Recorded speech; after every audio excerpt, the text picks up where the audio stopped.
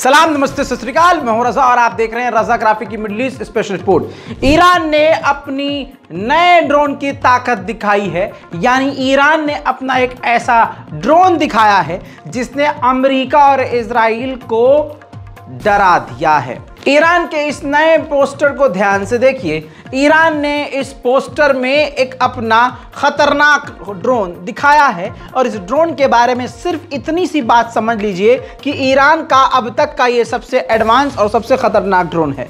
Iran ने इस drone के पोस्टर को जारी करते हुए जो नीचे आपको मैप में नजर आ रहा है, ये इजराइल की न्यूक्लियर फैसिलिटी साइट है जिसको मैप के अंदर दिखाया है और उसके ऊपर उड़ता हुआ ईरान ने अपना मुजाहिद 10 ड्रोन दिखाया है।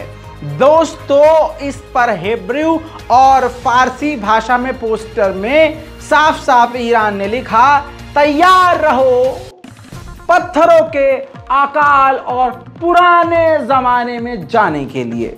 इसके बाद दोस्तों, आधिकारिक तौर पर ये ईरान के मुजाहिद 10 का वीडियो जारी किया गया है ईरान के द्वारा। आपको बता दूं कि ईरान की सबसे बड़ी ताकत ये बन चुका है। 300 किलो का बम ये ले जा सकता है। दोस्तों, ईरान ने इजराइल को उड़ा देने और मिटा देने वाले एक ड्रोन की तस्वीर और वीडियो जारी करके पूरे अमेरिका इजराइल को हिला दिया है। 24 घंटे तक लगातार ये ड्रोन हवा में उड़ सकता है और 2000 किलोमीटर इसकी रेंज है, जिस रेंज ने ही अमेरिका और इजराइल को परेशान कर दिया है। 210 किलोमीटर प्रति घंटे की रफ्तार से सनसनाता हुआ ये ड्रोन मुजाहिद उड़ सकता है, साथ ही अलग अलग हथियारों और बम को भी ले जा सकता है। अमेरिका के MQ-9 रीपर ड्रोन उसका ये कॉपी बताया जा रहा है। ये ड्रोन 7000 मीटर की ऊंचाई पर लगातार उड़ने में सक्षम है। ईरानी मीडिया ने मंगल को ये बताया कि ये ऑफिशियली तौर पर लॉन्च कर दिया गया है और इसकी लॉन्चिंग के दौरान इब्राहिम रईसी ईरान के राष्ट्रपति मौजूद थे। साथ में ये भी कहा गया है कि ईरानी मिलिट्री को बहुत जल्द 2 बैलिस्टिक मिसाइल सौंप दी जाएंगी। ईरान के राष्ट्रपति इब्राहिम रईसी ने यह भी कहा कि कल तक हमें बेचारा की नज़र से देखा जाता था, एक ऐसे देश की नज़र से देखा जाता था जिस देश को मदद की ज़रूरत होती है, लेकिन आज हम हथियारों की इंडस्ट्री में और डिफेंस में इतना आगे हो चुके हैं कि लोग हमें अब अलग नज़रिए और अलग रूप से देख रहे हैं। दोस्तों, अमेरिका और इजराइल के लिए ड्रोन काल बन चुका है। इसमें कोई बढ़ा चढ़ाकर बताने वाली बात नहीं है। सारी दुनिया जानती है कि इस वक्त रशिया किसके ड्रोन का इस्तेमाल कर रहा है और एक सुपर पावर मुल्क अगर किसी देश के ड्रोन का इस्तेमाल कर रहा है तो उसके ड्रोन में ताकत क्या होगी। वहीं ईरान ने इलेक्ट्रॉनिक वॉरफेयर मिलिट्री ड्रिल की है, जिसके अंदर इलेक्ट्रॉनिक हथियारों का जो एडवांस आने वाले समय में इन हथियारों का इस्तेमाल किया जाएगा। तो इलेक्ट्रॉनिक वॉरफेयर ड्रिल भी की है जिसमें ईरान ने अपने खतरनाक हथियारों को दिखाया।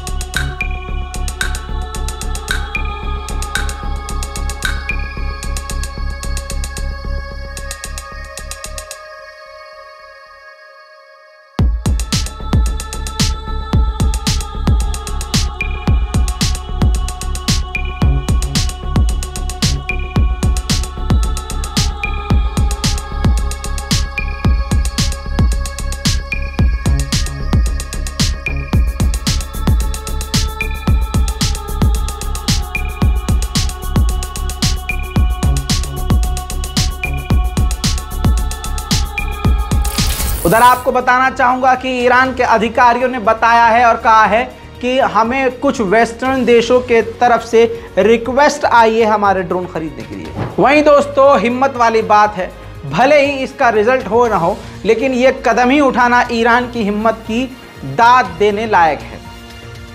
मेरे दोस्तों, ईरान पर जुर्माना लगता रहता है और पूरी दुनिया में अलग अलग देशों पर अमेरिका जुर्माना लगाता है, लेकिन ये पहली बार हुआ है कि ईरान ने अमेरिका पर ही 2.72 हजार करोड़ का जुर्माना ठोक दिया है। इल्ज़ाम ईरान ने ये लगाया है कि जब से ईरान में रेवोल्यूशन आया है तब से लेकर अब तक अमेरिका वहाँ की सरकार को पलटने की कोशिश करती आई है, तख्ता पलटने की कोशिश करती आई है। साथ में ईरान का काफ़ी भारी भरकम नुकसान अमेरिका की वजह से हुआ है। मिलिट्री अड्डों पर ईरान के हमला अमेरिका ने किया है। उधर अभी अमेरिका ने ईरान को डराया था कि रशिया से दूर रहो, लेकिन इसके बावजूद रशिया ने ईरान की जमकर तारीफ करी और कहा कि मिलिट्री कॉर्पोरेशन हम ईरान से बढ़ाते रहेंगे। साफ साफ क्लियर बात है कि रशिया ईरान से ड्रोन लेता रहेगा। ईरान के न्यूक्लियर चीफ ने कहा है कि हम यूरेनियम उतना ही बना रहे हैं जितना हमारा रूल है, हमारे खुद के देश का जो कानून है उस हिसाब से बना रहे हैं। हम किसी भी कानून का उल्लंघन नहीं कर रहे हैं और हमारे इरादे गलत नहीं हैं।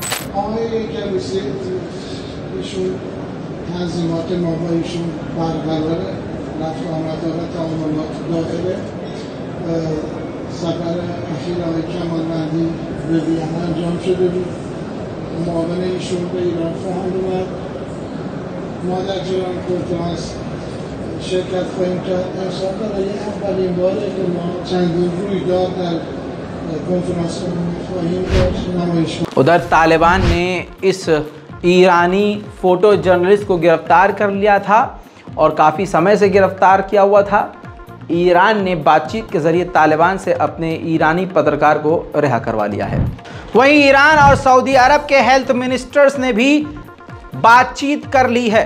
दोनों ही एक दूसरे के साथ हेल्थ इंडस्ट्री में भी एक दूसरे की मदद करने के लिए सामने आ रहे हैं, जो कि अच्छी खबर है। उधर ईरान के पूर्व राष्ट्रपति अहमदी निजाद, जो अपने दौर में अमेरिका को ज़बरदस्त तरीके से ललकारने में जाने गए थे और अमेरिका की ईंट से ईंट बजा दी थी, जिस व्यक्ति ने अमेरिका के मुंह पर ही अमेरिका को जलील किया था, पूर्व राष्ट्रपति ईरान के अहमदी निजाद के दफ्तर की तरफ से ईरान के हाई कमांडर और ईरान के जो हाई रैंक के ऑफिशियल्स हैं उनको लेटर लिखा गया है कि इनकी जान को ख़तरा है, इनको मारने की कोशिश की जा सकती है। मेरे दोस्तों, बड़ी खबर यह है कि अमेरिका को ज़ोरदार झापड़ लगने वाला है एक बार और। अगर आप चाहते हैं अमेरिका को एक बार और झापड़ लगे तो वीडियो को लाइक कीजिएगा और अपनी राय कमेंट में ज़रूर लिखिएगा।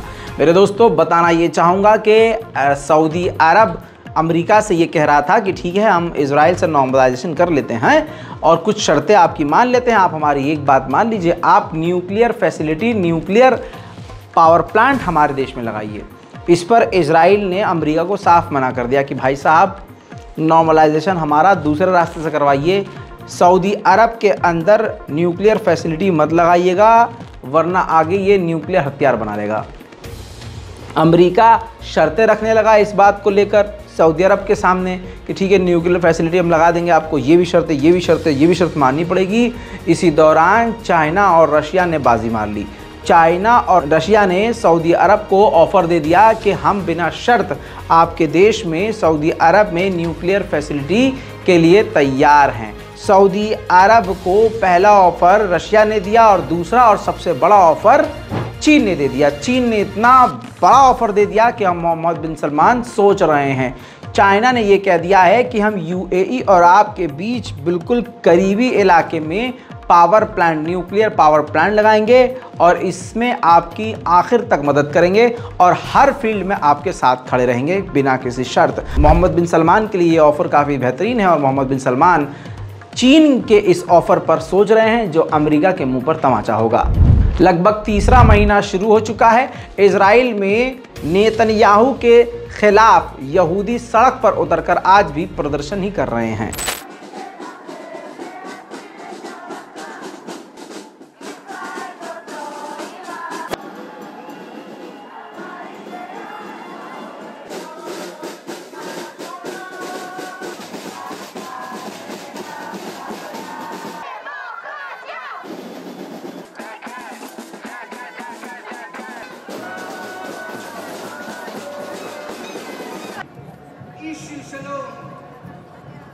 ביום שני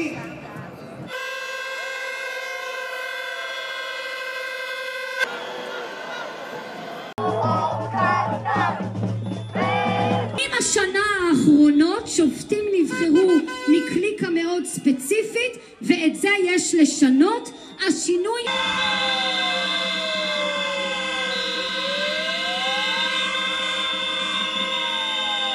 מי שעוזב את חיפה זו אוכלוסייה יהודית מבוססת, ומי שמגיע זו אוכלוסייה מהכפרים. הוא שלנו. इजराइल के अधिकारियों की तरफ से कहा गया है कि अगले साल तक हम लेज़र हथियारों का इस्तेमाल करना शुरू कर देंगे और 2 साल के अंदर पूरा इजराइल लेज़र हथियारों के प्रोटेक्शन में आ जाएगा। यानी अभी आप जो इजराइल का जो डिफेंस लेयर देखते हैं वो है आयरन डोम इस्तेमाल करता है, लेकिन 2 साल के अंदर ही अंदर अब लेज़र हथियारों का इस्तेमाल करके अपने ऊपर होने वाले हमलों को रोकना शुरू कर देगा इजराइल। कतर के प्रधानमंत्री ने 2 मुंही बातें कही हैं, सही भी कही है और गलत भी कही है। गलत पहले बताता हूँ क्या कहा। डर है इजराइल का इसलिए, लेकिन हिम्मत भी दिखाई है उन्होंने। कतर के प्रधानमंत्री ने कहा कि इजराइल के साथ हम जंग में नहीं हैं, हम उसके साथ जंग में नहीं हैं, लेकिन इजराइल ने फ़िलिस्तीनियों की ज़मीन पर कब्ज़ा किया हुआ है और उनके मकानों को तोड़ रहा है। जब तक फ़िलिस्तीन का 2 स्टेट सॉल्यूशन का हल नहीं निकालेगा इजराइल, तब तक मिडल ईस्ट में शांति नहीं हो सकती। उधर अमेरिका ने भी साफ साफ कह दिया है इजराइल से कि सऊदी अरब से नॉर्मलाइजेशन करने के लिए आपको फ़िलिस्तीनियों के साथ कोई ना कोई डील ज़रूर करनी होगी। इटली में चुपके से लीबिया की फॉरेन मिनिस्टर और इजराइल के फॉरेन मिनिस्टर ने मुलाकात करी थी। इस खबर को छुपा कर रखा गया, लेकिन एक लंबे समय के बाद इसको मंजर आम किया गया है और इस रिपोर्ट को रखा गया है। लीबिया और इजराइल का कोई मेल नहीं है। गद्दाफी वाला देश लीबिया आप जानते हैं, और लीबिया और इजराइल के साथ आपस में कोई भी डिप्लोमेटिक रिश्ता नहीं है।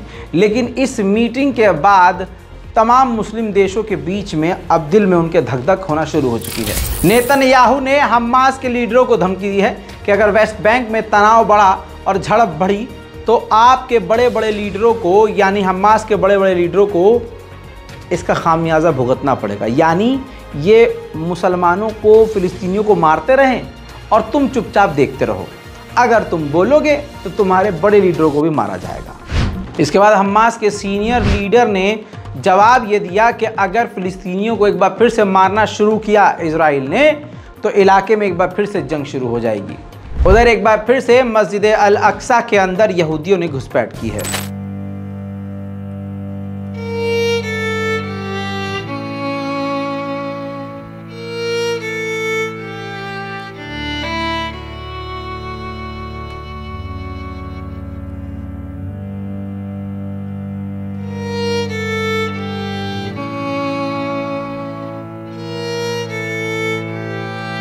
उधर दोस्तों हेब्रोन के इलाके में तस्वीरों में देखिए, सेटलर्स ने यहूदी मिलिट्री के सामने फ़िलिस्तीनियों का रास्ता खुद बंद कर दिया। मिलिट्री के सामने, यानी मिलिट्री और सेटलर जो यहूदी हैं मिलकर फ़िलिस्तीनियों पर हर रोज़ जुल्म ढा रहे हैं। उधर डेनमार्क के पार्लियामेंट में भी एक ऐसा बिल लाया गया है, अगर वो बिल पास हो जाता है तो फिर डेनमार्क में कुरान पाक को जलाना जुर्म माना जाएगा। हालांकि अभी ये बिल पास नहीं हुआ है।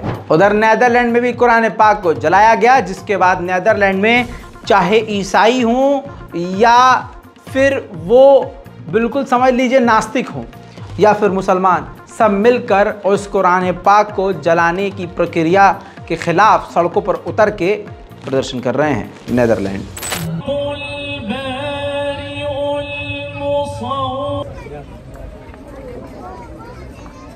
I was not self-willed or disobedient. Peace be to him, the day he was born, and the day he dies, and the day he is alive.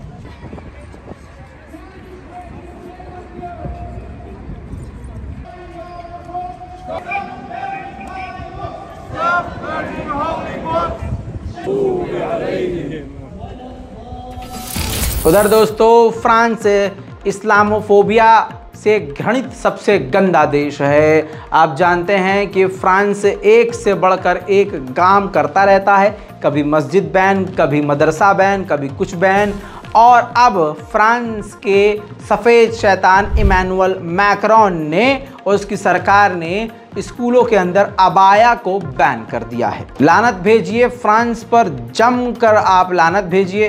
इस रिपोर्ट को शेयर कीजिए, अपनी राय कमेंट में ज़रूर लिखिए, मुझे अपनी दुआओं में ज़रूर याद रखिए। मैं हूं रज़ा और आप देख रहे थे रज़ाग्राफी। जय हिंद।